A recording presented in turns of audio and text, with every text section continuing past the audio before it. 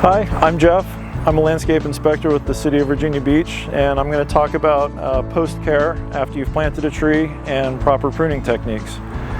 Now, after you plant the tree, Ash did the watering that you do right after you plant the tree, but you're going to want to continue watering the tree just enough to keep the soil moist. You don't want to overwater it, but you don't want to let a new tree dry out because it probably won't survive. So you want to keep the soil moist, watering about 2 or 3 times a week until the tree's established, and then it really shouldn't need much watering after about a year or 2. So when you prune a tree after you've planted it, you want to do very minimal pruning. You want the tree to acclimate to its new environment. You want it to grow roots, so you want to minimize the amount of pruning that you do.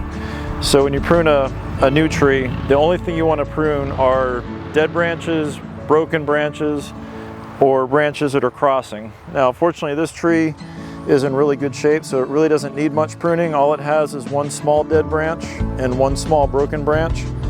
And trees this size are small enough, you can do all the pruning you need to do with a set of hand pruners. So all you want to do is, any dead branches, you just snip them off like that. And this broken branch here, you can go back to the next bud and snip it off right there, leaving the last bud. And that's really all a tree this size needs. Now I'm going to demonstrate how to do a 3-step pruning cut. In order to do a 3-step pruning cut, what we want to do is avoid tearing the bark down the side of the tree when we cut the branch off. If you just went ahead and started to cut the top of the branch, the weight of the branch would pull it down before you cut all the way through, and it could tear down and damage the bark. To avoid doing that, we want to take as much weight off the branch as possible so that that doesn't happen. So due to the 3-step cut, you come out a little ways from the branch, 6 or 8 inches, and you make an undercut about 1/4 to 1/3 of the way through the tree, or through the branch.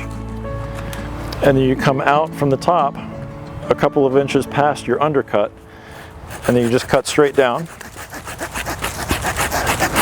And you cut that off.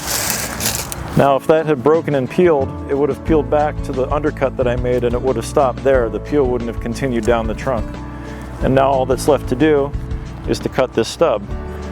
And the right place to make the cut, you want to cut on the branch, outside of the branch collar. You don't want to flush cut up against the trunk and make a large wound. You want to come out just a little bit, and you want to cut perpendicular to the branch collar so that the hole is as small as possible.